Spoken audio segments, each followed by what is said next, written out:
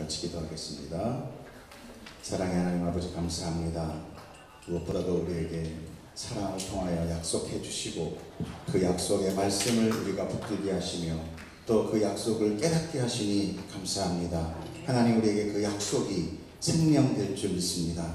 그 약속의 말씀이 우리의 구원될 줄 믿습니다. 세상은 알지 못하나 당신의 백성은 보게 하셨으니 우리가 당신의 영광을 볼 줄 믿습니다. 이 모든 예배와 말씀을 통하여 또다시 오늘에게 우리에게 생명 주시는 하나님, 우리가 받기를 원하오니 우리의 입을 크게 벌리오니 주여 우리에게 넘치게 부어 주시옵소서. 감사하며 예수님 이름으로 기도드렸사옵나이다. 아멘. 예, 축복합니다. 오늘도 주님의 날 여러분 같이 뵙게 되어서 늘 반갑습니다. 그리고 늘 한 주가 지나면 또 주일이 기다려지고 또 여러분 뵙기를 원하고 그러다가 가끔 안 보이면 그렇게 서운해요. 근데 또 보게 돼서 반갑고 보고 싶은 사람 얼굴 또 봐서 이렇게 또 반갑고 감사합니다. 하나님께서 이렇게 맺어주신 형제 자매다 생각이 듭니다. 오늘 이렇게 누가복음을 통해서 우리가 정말 복음의 첫 장부터 하나하나 보고 있습니다. 여러분 이 강의 이 말씀에 이것을 여러분 정말 사모하면서 듣기를 축복합니다. 제가 이렇게 말씀을 잘 전해서가 아니라 저는 가능한 여러분에게 성경을 깨닫고 성경 안에서 하나님이 주시는 약속을 여러분에게 알려드리려고 많은 노력을 하고 기도합니다. 그럴 때 여러분이 사랑할 줄 믿습니다.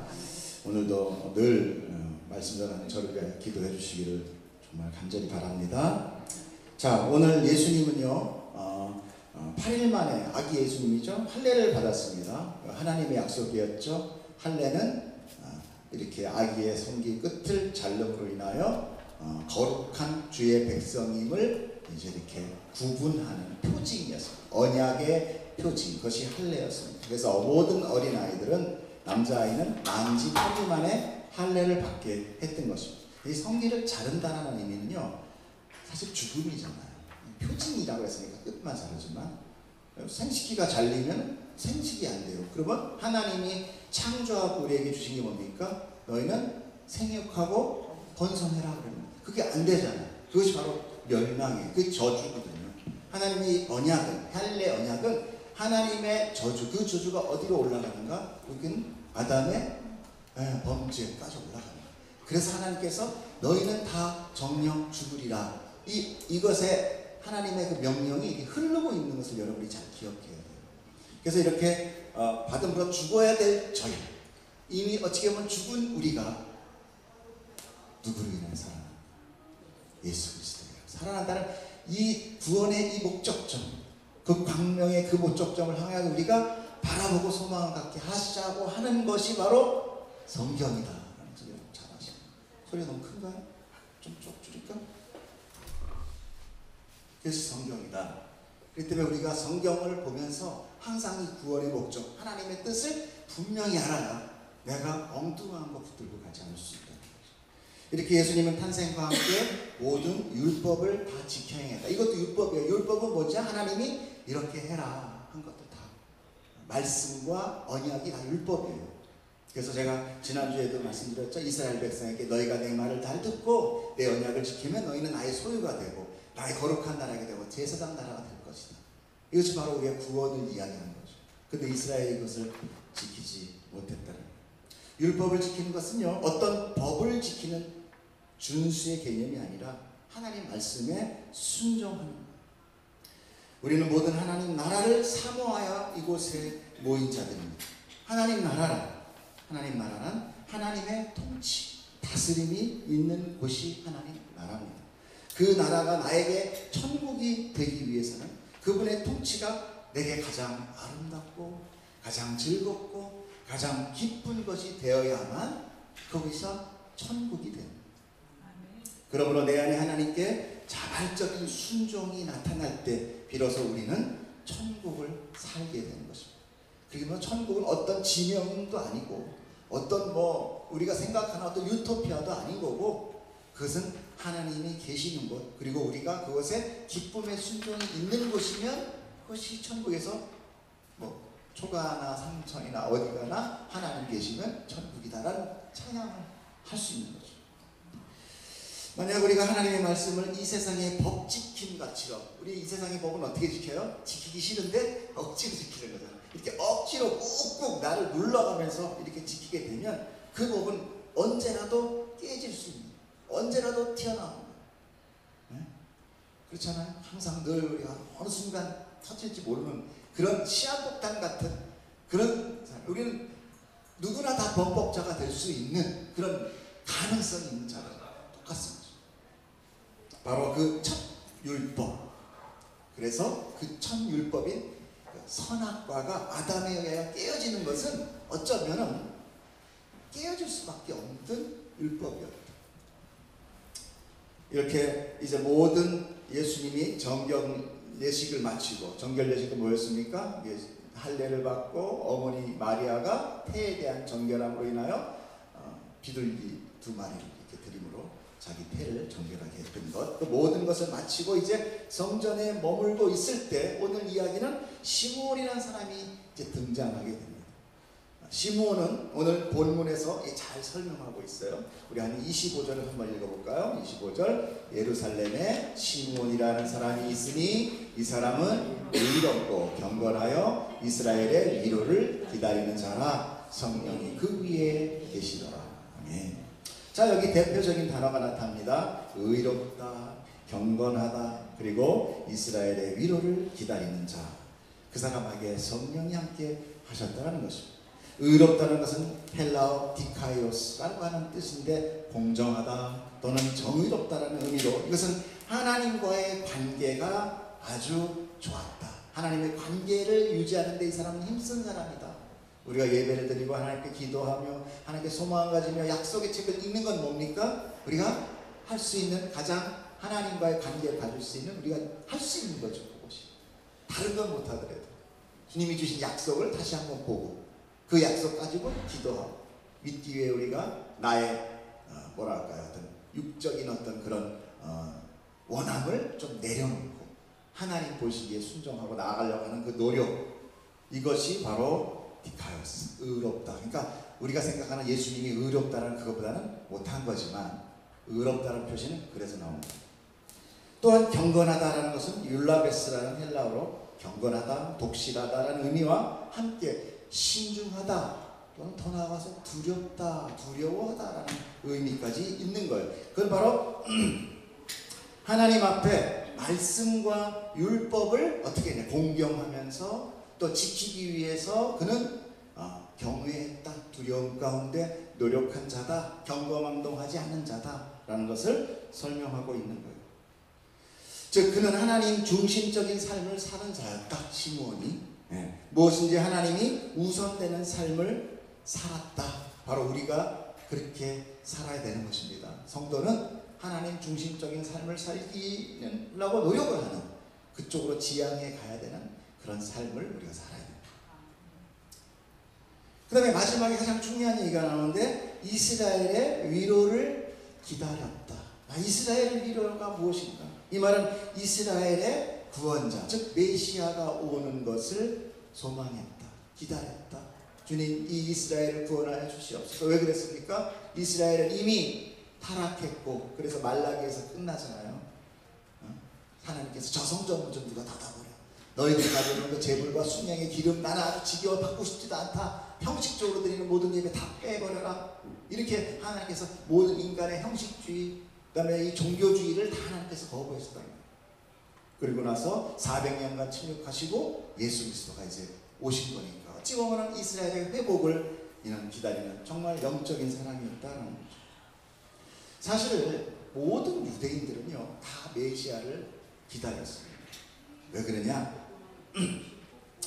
특별히 하나님의 나라인 이스라엘이 어떻게 남의 나라의 속국이 될 수 있었는가, 여기에 대해서 사람들은 많이 실망했던 거예요. 유대인들은 로마가 이스라엘을 쳐들어와가지고 자기의 속국으로 만들어버렸거든요.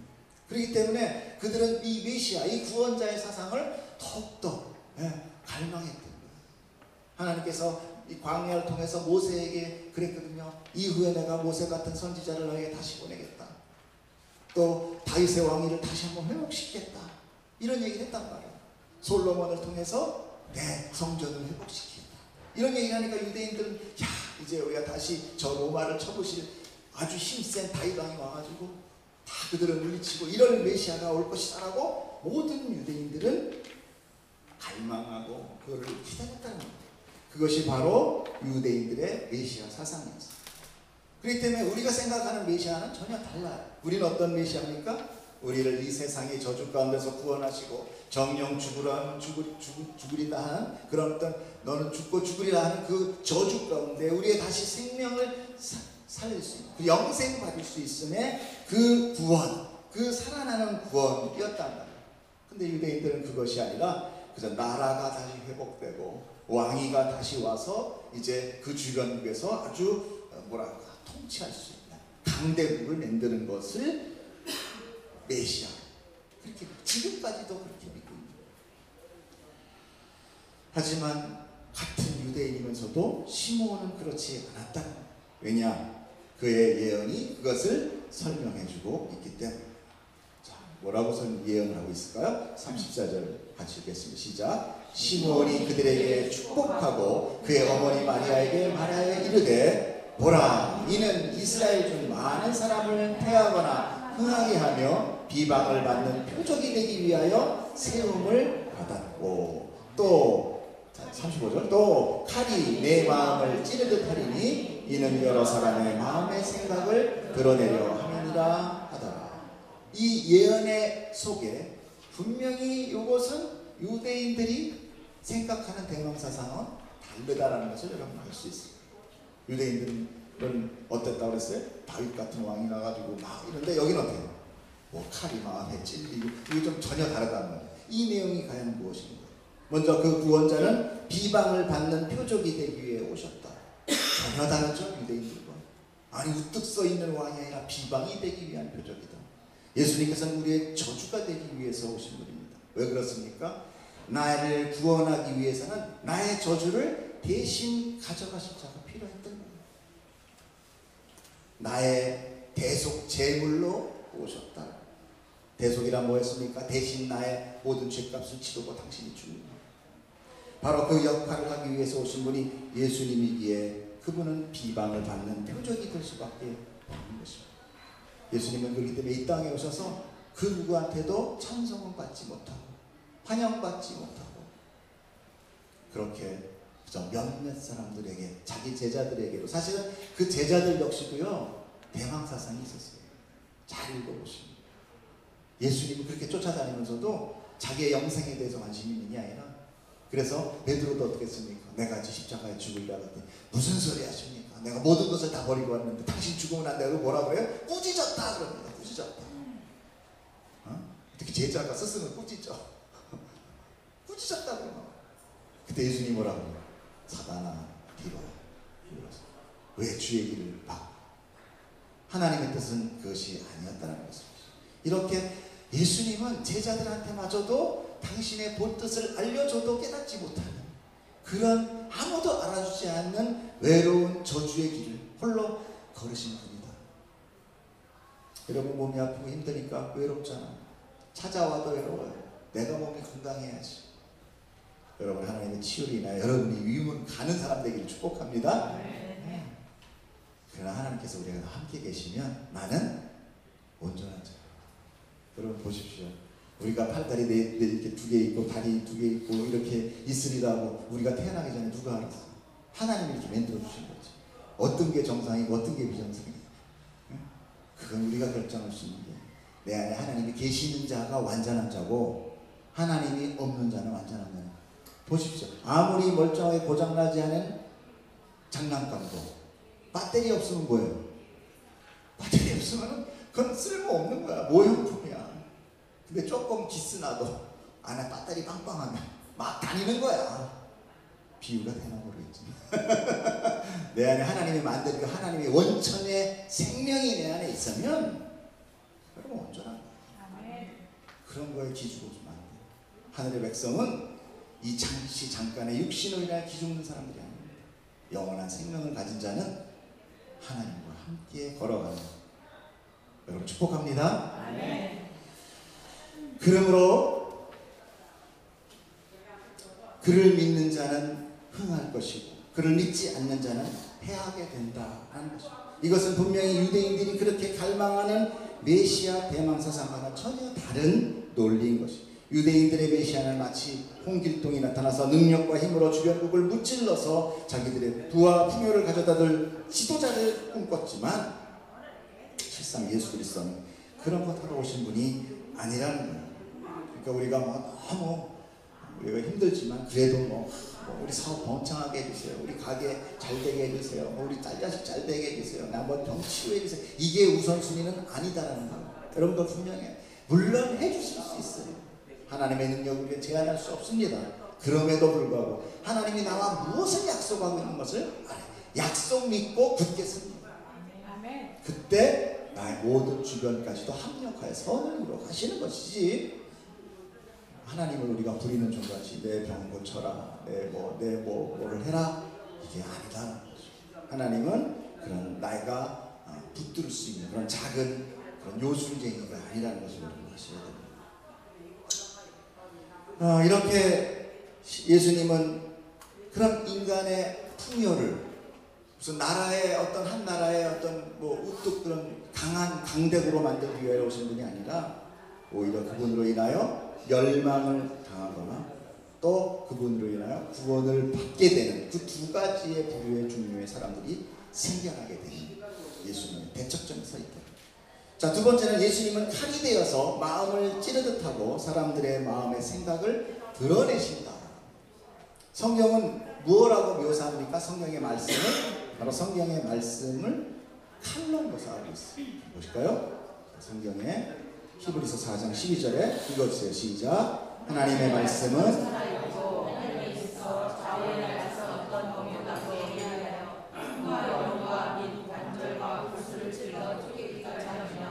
또 마음의 생각과 뜻을 판단한다 라고 되어 있어요. 즉 말씀은 그냥 문자라 그냥 소리가 아니라 말씀은 살아있고 운동력이 있는 하나님의 영이라는 것을 여러분이 아세요. 그 말씀 자체가 누구를 공격하느냐? 사람을 공격합니다. 말씀이 사람의 무엇을 공격하겠습니까? 바로 사람의 죄를 공격합니다. 그런데 우리는 어떤 존재입니까? 우리는 어떤 존재예요? 우리는 죄 덩어리예요. 여러분, 이것이 인정이 되어야 됩니다. 죄가 인정이 안 되면 예수님은 나와 전혀 별개의 사람이 됩니다. 구원이 전혀 별개의 것이 됩니다. 은혜가 전혀 별개의 것이 됩니다. 여러분이 죄 덩어리입니다 라고 인정하지 않는 한 하나님은, 성경은, 구원은, 은혜는 나와 전혀 관계없는 사람입니다. 그러나 여러분이 맞습니다, 내가 죄인입니다 라고 하는 고백하는 그 순간 하나님의 뜻과 약속과 은혜와 구원과 생명은 여러분의 것이 되는 것입니다. 할렐루야. 그것이 바로 회개의 힘입니다. 그런데 우리는 어떤 존재냐? 죄 덩어리랍니다. 그러므로 말씀을 묵상하면 묵상할수록 우리는 뭘로 드러나요?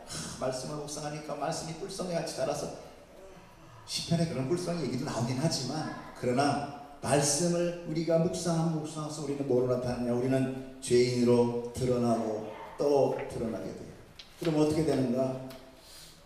하나님께서 나중에 우리가 생명을 주시기 때문에 기쁨이 될지언정 당장은 어떠냐? 당장은 괴롭고 힘들고 아파요. 여러분, 말씀을 읽으면 내가 아파요.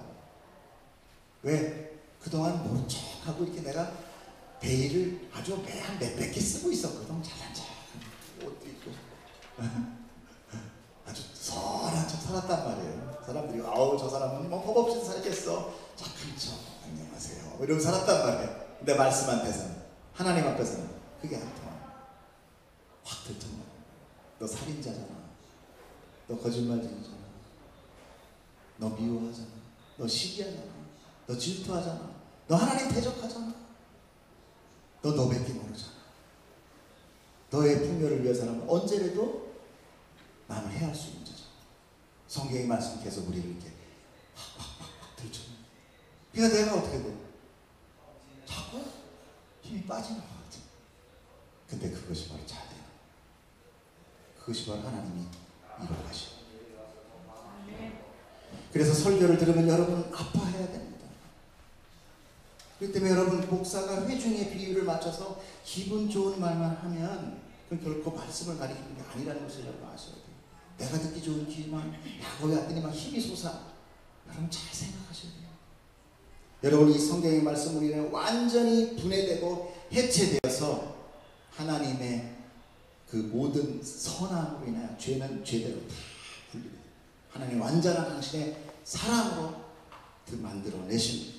그래서 내 안의 죄를 뜯어내어 온전히 하나님의 창조의 원래의 모습, 그 모습이 되어야 돼요. 창조의 원래의 모습이 뭐예요? 이 말씀해 주세요. 아담이 뭡니까? 흙의 먼지. 그러니까 우리는 어느 자리로 가느냐? 내가 이렇게 깨닫고 하니까 나 또 높은 사람 해주겠구나. 요게 인본주의. 어디로 가? 하나님 앞에서 흙, 먼지, 없음으로 가요. 없음. 하나님 정말 없습니다. 주님 다 내려가십시오. 이 자리가 내려야 이것이 순종의 자리가 돼요. 내가 자꾸 살아나면 뭘 자꾸 걸어달라고 그러잖아. 하나님 앞에. 그거 말고요. 이거. 아니 저거 말고 이거. 그게 자기 의예요. 그게 바벨탑주의인 겁니다. 여러분 그것을 잘 아세요. 요것만 분간하면 그럼 돼요. 근데 너무나 많은 거를 자꾸만 이렇게 인본주의를 덮어놔서 저도 그랬어요. 성경을 보면서 항상 늘 내 거를 챙기는 거가 마치 기독교가 돼버려가지고 나중엔 죽도 밥도 안 돼요. 그러니까 요즘 뭐가 나타나요? 종교 다원주의가 나타나요. 이건 교회에서도 복 달래? 불교에서도 복 달래? 무당도 다 같은 거구나. 어느 거 아무거나 해도 다 똑같네. 이렇게 되는 거예요. 아닙니다. 분명히 달라요. 여러분 그것을 분별하는 자들에게 축복합니다.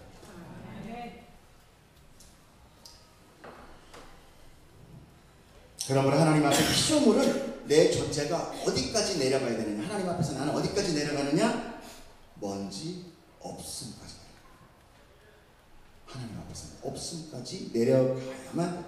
그런데 인간만이 다 피조물들은요, 풀, 들풀, 꽃 이런 애들 뭐 반발하는 거 봤어요? 어느 날 등산하면서 가다 보니까 바위 밑에 핀 조그만 들꽃이 막 뭐라 그래.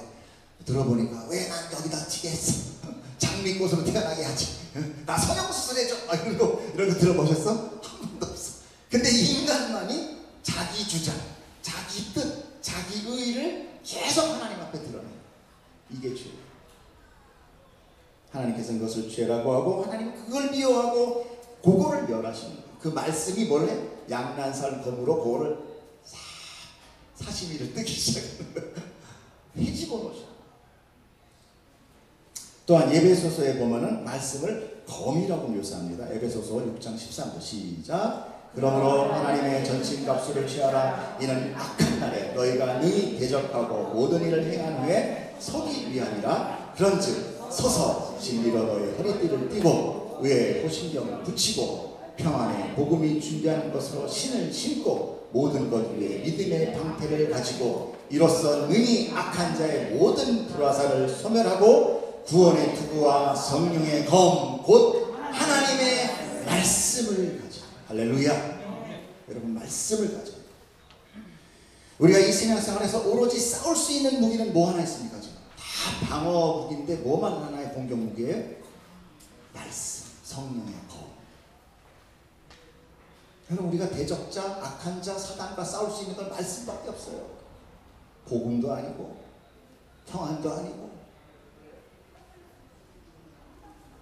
근데 우리가 말씀을 모르고 성경을 알지 못하면 악한 사단 마귀가 내 삶을 공격해올 때 무엇으로 여러분 공격할 수 있어요? 속수무책으로 나가는 겁니다. 어떤 사람은 그래요. 뭐 복음에 투구도 있고 뭐 호신경도 있는데 이거로 딱딱 막으면 되지 이렇게 얘기를 해요. 그런데요 사실은 말씀을 깨닫지 못하면 진리도 의도 평안도 믿음도 생겨나요. 아까 말씀 약속 믿고 굳게 서는 거지. 약속 모르면 어디 쓸 거예요? 약속을 모르는데 어디서 뭘 믿을 거예요? 믿음조차도 없어. 그래야 말씀을 열려야 믿음도 구원도 대적도 할 수 있게 되는 것입니다.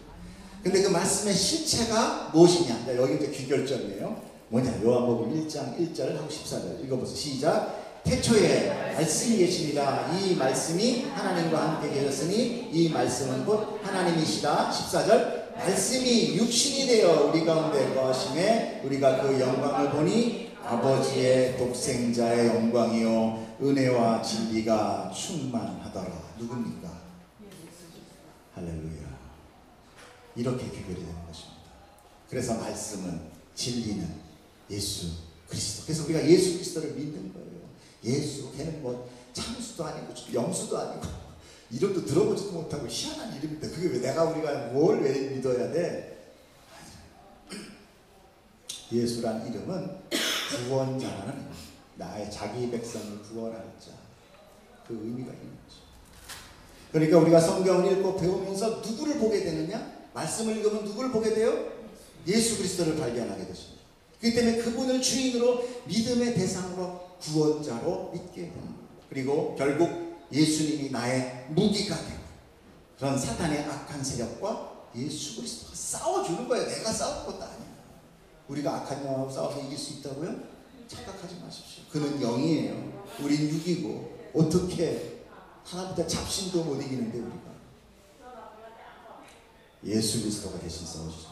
그런데 유대인인 시몬이 이것을 깨닫고 있을 때는 굉장히 놀라운 겁니다. 유대인은 아까 뭐라고 그랬어요? 대망사상에 묶여가지고 그런 민족적인 어떤 그런 메시아를 기다리는 자들인데 시몬이 그거를 깨달았다는 거예요. 어떻게 그가 그것을 볼 수 있는 자가 되었는가? 25절 후반절을 한번 보시겠습니까? 25절 후반절에 보면은 뭐라고 나오느냐? 그가 주의 그리스도를 보기 전에는 죽지 아니라 하는 성령의 지시를 받았다. 할렐루야. 여러분 성령이 이만큼 중요한 거예요. 성령이 아니고는 우리가 주라 시인할 수도 없으며 성령이 아니고는 우리가 예배할 수 없고 성령이 아니면 우리가 말씀을 이해할 수도 없어요. 그래서 성경은 문자대로만 읽을 수는 누구나 있어요. 그러나 그 안에서 예수를 발견하는 자는 하나님의 백성밖에 없습니다. 성령이 깨닫게 해줘요. 성령이 아니면 절대 못 깨닫아요. 그러니까 성령이 없으면 뭐로 봐요? 다 축복 내가 받고 열심히 뭘 하자. 여러분 보면 다 뭐 하자 하죠. 올해의 목표 뭐 합시다. 그게 다 사람이 높아지는 거예요. 아까 우리가 하나님 앞에 어디까지 내려가야 된다고 했어요? 없습니다. 먼지 보고 있다는 사람 없잖아요. 없습니다. 거기까지 내려가야 우리가 뭘 해요? 순종해요. 그러므로 이 모든 것은 다 성령의 지시로 행하였다는 것을 우리가 알 수 있는 것입니다. 그러므로 시므온이 어떤 신령한 능력이 있어서 예수를 메시아로 금방 알아본 것이 아니라 성령이 그 위에 머물다가 시므온아 저기를 봐라 메시아가 성전에 계신다. 네가 기다리던 자 내가 기다리라고 하라고 그 자다 바로 예수다 라고 이야기를 해주십니다. 여러분 우리의 믿음은 그래서 우리의 능력이나 우리의 지식이 아니라 믿음은 성령의 능력이며 그분이 깨닫게 하지 않으면 우리는 아무것도 볼 수 없고 믿을 수도 없는 그저 멸망할 자일 뿐인 거예요. 이 세상 죽도록 살다 죽는 거예요. 그렇기 때문에 여러분 우리가 이렇게 매주 예배를 드리고 하나님께 자신을 드리며 찬송하는 것은 결코 아무나 가능한 것이 아닙니다. 이거 다 가능하다고 다 이거 깨달으면 여기 다 와야죠. 안 온 사람이 더 많죠. 하나님은 뭐라고 그래요? 남은 자 소수만 내면한다. 여러분 그 은혜를 여러분이 기뻐할 수 있어야 돼요. 근데 그걸 모르니까 나도 되나? 남들도 다 예배하네? 저기는 뭐 몇만 명씩 모이네? 아니 그러면 속으면 안 돼요. 여러분이 지금 여기 와 있다는 이것에 놀라 자빠져야 돼요. 야 내가 어떻게 예수 대적하지 않고 예배하는 자가 됐어.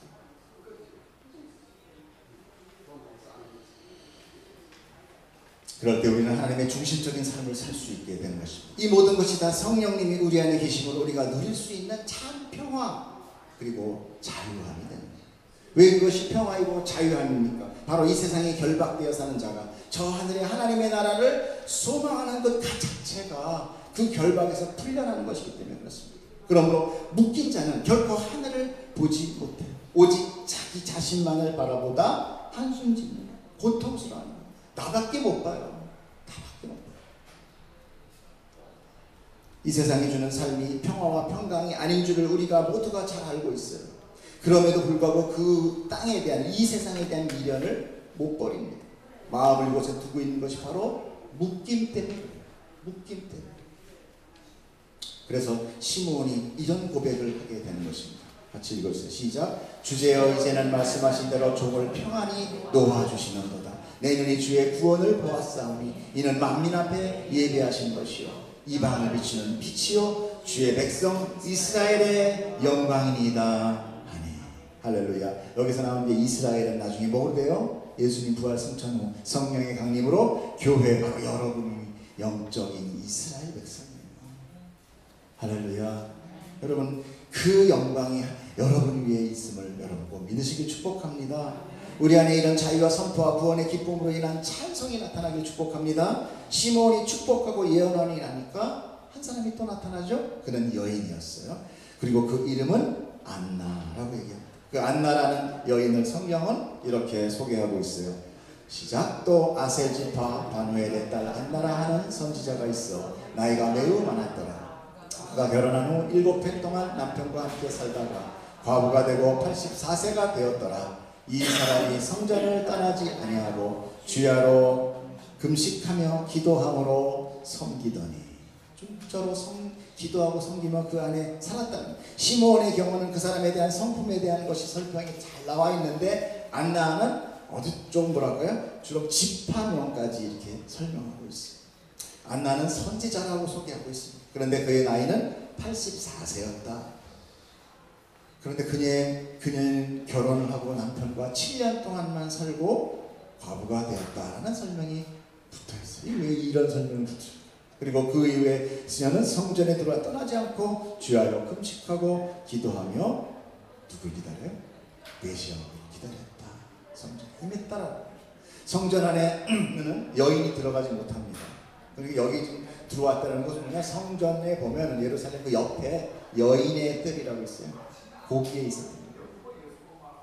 그래서 거기 여자들이 이제 오면은 거기서 아마 나이 먹은 어른으로서 이제 가리키고 기도하고 아마 이렇게 섬겼을 거로 추정합니다. 자, 왜 이렇게 안나를 소개하면서 그녀의 결혼 생활에 대한 설명이 조금은 장황하게 들어가 있습니다. 그녀가 과부이며 또한 그녀와 남편과의 삶이 7년으로 끝이 났다는 이야기를 왜 성경은 굳이 기록하고 있습니까? 우리는 교회와 예수 그리스도의 관계가 뭐와 뭐의 관계라고 얘기합니까? 신랑과 신부의 관계라고 얘기합니다. 그렇게 비유해요. 즉 신랑은 누굽니까? 예수 그리스도시고 교회는 그의 신부 되는 거예요. 그러므로 7년간의 안나의 결혼 생활은 인생 가운데 있는 완전한 결혼을 예표하고 있어요. 이 7년이라는 것은 그 결국은 뭘 끝납니까? 헤어짐으로 끝난다는 거예요. 그죠? 우리 다 죽으면 헤어져. 아무리 금실이 좋아도 죽으면 헤어지잖아요. 이 땅에 있는 결혼은 완전한 결혼이 아니기 때문에 헤어짐으로 끝난다는 거예요. 즉 이 세상에는 완전한 결혼이 없다라는 것을 의미합니다. 그러므로 완전한 결혼은 오직 교회와 예수 그리스도와의 연합으로 완성되는 그 결혼만이 완전한 결혼. 하나님께서는 우리에게 이 남녀를 허락하셔서 결혼 관계를 통하여 아내가 남편을 이 신부가 신랑을 얼마나 순종하지 못하는 걸 못 깨닫게 해주십니다. 깨닫지 못하고 순종하지 못하잖아. 그래서 성경에 보면은 그를 내가 조종하려고 한다. 그런 이야기죠. 그러나 우리는 어떻게 해야 돼요? 예수 그리스도를 신랑으로 우리가 순종해야 되는 거예요. 남자도 마찬가지입니다. 그래서 죄로 인한 우리가 이렇게 부패, 죄로 인한 오염된 우리는 결국 우리가 완전한 순종할 수 없다. 그래서 안나는 남편의 집인 성전에 떠나지 않고 있었다는. 그리고 성전에서 그 참 남편인 누구를 만나게 돼요? 예수 그리스도. 아기로 왔지만 예수를 만나게 되는 거죠. 그 그림을 여기서 보여주고 있습니다. 우리가 예수님을 모르고 사는 모든 인생은 그래서 과부의 인생과 같은 험한 것이고 실체가 없는 형식만 있는 것. 부어도 밑빠질 것 같은 삶. 잡으려 호력돼도 늘 연기 잡는 것 같은 삶이 이 인생의 삶입니다. 그것은 실체인 신랑 예수 그리스도가 내 안에 없기 때문에. 그러나 이제 그 참 신랑이 오신 것입니다. 이제 그 인생은 허망하지 않아요. 참 소망과 참 생명이 있는 삶이 되는 것입니다. 그러므로 안나 역시 신랑 예수 그리스도를 기다리고 있었던 자를 대표로 성경에서 보여주고 있는 것입니다. 여러분 누구를 기다리고 있습니까? 첫 번에 오는 아기 예수 기다리십니까? 그분이 이미 와버렸어요. 그럼 이제 누굴 기다려야 돼요? 다시 오실 예수님, 재림하실 예수님, 여러분 안에게 마라나타의 신앙이 있기를 축복합니다. 혹시 기도하시면 주님 오늘은 오지 마세요. 오늘은 내가 돈 받을 게 있어요. 집 사는 데고 가봐야 돼요. 오늘은 말고 내일이나 모레, 다음 달에 좀 오셔야 돼요. 여러분 그런 신랑을 몰라서 그래요. 신랑을 사랑하는 자들에게 축복합니다. 신부는 신랑을 사랑해서 하도 빨리 보고 싶어서 막 잠잠을 설치는 게 신부잖아요. 여러분 축복합니다. 예수가 참 신랑 되기를 축복합니다. 성경은 시므온이 축복하고 떠나갈 때쯤 그때 마침 안나가 나타났다고 설명하고 있어요. 안나가 선지자라는 설명을 통해 그녀 역시 성령의 인도로 예수 그리스도를 발견하게 하신 거예요. 자 보십시오. 마침 그때에 나와 하나님께 감사하고 예루살렘의 속량을 바라는 모든 사람에게 그에 대하여 말하느냐. 그러니까 안나나 시므온이나 다 동일하게 그 모인 사람들 가운데 예수를 누구로 지금 선포하고 있어요? 이분이 진정한 메시아다. 이분이 진정한 우리의 신랑이다. 구세주다를 동일하게 선포하고 있다. 자 그런데 우리가 한 가지만 봅시다. 뭐냐면은 안나도 시므온도 하나님께 감사하고 메시아로 선포했는데 시므온은 뭐라고 나오냐? 이스라엘의 위로를 기다리는 자라고 나오죠. 아까 이스라엘의 위로를 기다리는. 그러나 안나는 뭐라고 그래요? 예루살렘의 속량을 바라는 자라고 나와요. 자 이게 무슨 같은 얘기면서도 조금 다릅니다.